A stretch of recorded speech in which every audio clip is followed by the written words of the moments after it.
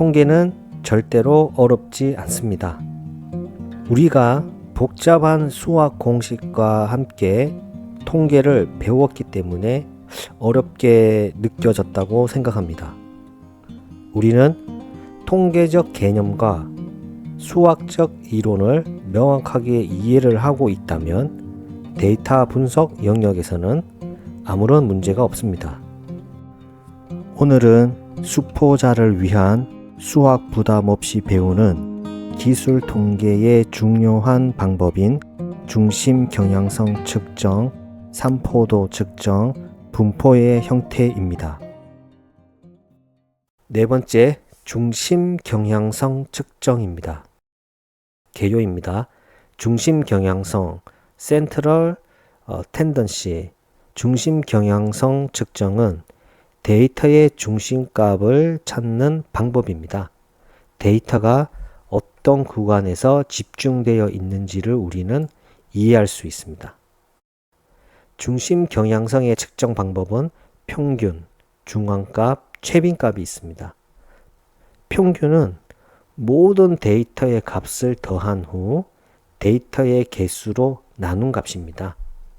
장점은 모든 데이터를 더했기 때문에 전체적인 데이터의 중심을 알 수가 있습니다. 하지만 단점은 모든 데이터를 반영했기 때문에 그 중에 하나가 이상치가 있다고 하면 그 이상치의 값에 의해서 평균이 민감하게 움직입니다. 중앙값은 데이터를 크기 순서대로 일렬로 쭉 정렬을 했을 때 중간에 있는 값입니다. 장점은 이상치의 영향이 없습니다. 일렬로 쭉 정렬했을 때 중간에 있는 값이기 때문에 어떤 낮은 영역에 이상치가 있든 높은 영역에 이상치가 있든 중간에 있는 값은 항상 일정합니다. 하지만 모든 데이터를 고려하지 않은 값이기도 합니다. 최빈값은 데이터에서 가장 많이 나온 값입니다. 장점은 범주형 데이터에서 최빈값은 주로 사용이 되고요. 데이터의 빈도를 반영을 합니다. 단점은 이 최빈값은 평균값, 중앙값은 딱 하나이지만 이 최빈값은 그 데이터에서 한 개가 아니라 여러 개가 나올 수 있습니다. 왜냐하면 A, B, C, D가 있다고 하면 A도 5개, B도 5개, C는 3개 이렇게 나올 수가 있기 때문입니다. 이 최빈값은 어떤 대표하는 유일한 값이 아닙니다. 그래서 일반적으로 우리가 어떤 데이터의 분포를 보면 평균, 중앙값, 최빈값은 일치할 수도 있고 그 값이 달라질 수도 있습니다. 그 예가 오른쪽에 있는데요. 오른쪽에서 보면 오른쪽 꼬리 분포, 대칭 분포, 왼쪽 꼬리 분포가 있습니다. 오른쪽 꼬리 분포는 최빈값이 가장 작은 값이고 그 다음은 중앙값, 평균이 가장 높은 값입니다. 왜냐하면 오른쪽 꼬리 분포는 주로 낮은 값에서 많은 점유율이 있고 데이터가 큰 이 오른쪽 영역에서는 적은 점유율이 있고 대칭 분포는 평균값, 중앙값, 최빈값이 일치하는 분포입니다. 왼쪽 꼬리 분포는 오른쪽 꼬리 분포와 반대로 평균이 가장 낮고 중앙값, 최빈값이 가장 높습니다. 다섯 번째, 산포도 측정입니다. 개요입니다. 이 산포도는 중요한 개념입니다. 특히 다음 장에서 제가 설명드릴 분포와 산포도는 개념이 다르고 많은 사람들이 그 산포도와 분포의 개념을 혼돈하고 있습니다. 산포도는 베리어빌리티이고 산포도 측정은 데이터가 얼마나 퍼져 있는지를 나타내는 값입니다. 데이터의 분포, 일관성 및 병동성을 우리는 이해할 수 있습니다. 산포도를 측정하는 방법은 4가지가 있습니다. 범위, 사분위수, 분산, 그리고 표준 편차. 범위는 레인지라고 하고 범위는 전체 데이터에서 가장 큰 값과 작은 값의 차이입니다. 이 범위의 장점은 계산하기가 간단합니다. 가장 큰 값 빼기 가장 작은 값을 하면 되고 기본적인 산포도를 이해할 수 있습니다. 단점은 이상치에 민감합니다. 예를 들어서 98%가 10이라고 하는 범위가 있는데 가장 큰 값과 가장 작은 값이 멀리 떨어져 있다고 하면 실제로 98%는 범위가 10인데 계산상으로는 100, 200이 나올 수 있습니다. 이와 같이 이상치에 민감합니다. 사분위수, IQR이라고 하고 인터쿼타일 레인지라고 합니다. 즉 사분위수는 데이터를 가장 작은 값에서 가장 큰 값, 일렬로 쭉 정렬을 했을 때 Q3, 즉 하위 75%, Q1, 하위 25%, Q3 빼기 Q1으로 데이터 중간 50%의 범위입니다. Q3가 하위 75%이고 Q1이 하위 25%죠.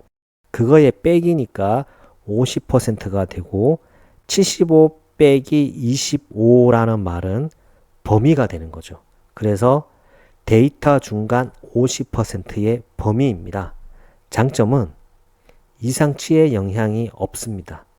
좀 전에 설명드렸다시피 이상치는 극단적인 값이기 때문에 영향이 없고 단점은 그 50%를 고려한 값이기 때문에 모든 데이터를 고려하지는 않습니다. 분산, 밸리언스고 표준 편차, 스탠다드 디비에이션. 데이터 값들의 평균으로부터 얼마나 떨어져 있는지 어떤 데이터 값 빼기 그 데이터 전체의 평균, 뮤, 우리는 이것을 편차라고 합니다. 디비에이션. 이 편차를 제곱을 해서 그 데이터 개수로 나눈 것이 분산, 시그마 제곱이라고 하고 이 시그마 제곱을 루트 제곱이 되었기 때문에 데이터가 왜곡이 되었죠. 그래서 그 왜곡을 없애주기 위해서 루트 분산인 것이 표준 편차입니다. 이 분산과 표준 편차는 평균으로부터 얼마나 떨어져 있는지를 알 수 있기 때문에 데이터의 변동성을 반영을 합니다. 단점은 이상치의 영향이 있습니다. 좀 전에 조금은 설명을 드렸는데요. 분산은 왜 편차를 데이터의 값 빼기 그 데이터 전체의 평균 이 편차를 제곱을 했을까요? 편차의 총합은 항상 0이 됩니다. 의미가 없죠. 그래서 마이너스의 값을 양수로 만들어주기 위해서 우리가 제곱을 했습니다. 그 결과 직관적이지 않고 제곱이 되었기 때문에 데이터가 왜곡이 생긴 거죠. 그래서 이러한 문제점을 해결하기 위해서 표준 편차, 즉 루트를 씌워서 제곱을 상쇄해주는 왜곡을 없애주는 이런 표준 편차 개념이 생겼습니다. 여섯 번째, 분포의 형태입니다. 이 산포도와 분포는 다른 개념입니다. 저 역시도 처음에는 이 산포도와 분포의 개념을 동일한 개념인데 어떤 표현 방법이 다른 줄 알았고 누가 제대로 설명해 주지도 않았던 기억이 있습니다. 그래서 좀 더 자세히 설명을 드리면 산포도, 베리어빌리티는 얼마나 퍼져 있는가 이게 중요합니다. 수치로 표현되는 값입니다. 그래서 범위, 표준 편차 등이 있고 shape of a distribution 이 분포라고 하는 것은 형태를 의미합니다. 이 그래프 형태이기 때문에 대칭이냐 비대칭이냐 이와 같은 것을 파악을 해야 되고 우리는 외도와 첨도를 확인해야 됩니다. 이 분포의 형태는 데이터가 어떻게 퍼져 있는지를 나타내는 그래프 형태입니다. 그래서 분포는 대칭 분포와 비대칭 분포가 있습니다. 대칭이냐 비대칭이냐 우리가 알 수 있는 방법은 외도와 첨도가 필요합니다. 외도는 스큐니스, 꼬리가 어느 방향으로 길게 늘어져 있는지를 나타내는 값입니다. 그리고 첨도는 커토시스, 분포의 꼬리와 중심부가 얼마나 뾰족한지 평평한지를 나타내주는 지표입니다. 그래서 스큐니스, 외도가 0보다 크다면 외도가 양수라고 하면 오른쪽 꼬리 분포를 나타내 줍니다. 아래쪽 그림을 봐주시면 오른쪽 꼬리 분포이기 때문에 오른쪽으로 꼬리가 길게 늘어나 있고, 외도가 0이라고 하면 혹은 0의 근처라고 하면 거의 대칭 분포이고, 외도가 0보다 작다, 즉 외도 값이 음수라고 하면 왼쪽 꼬리 분포입니다.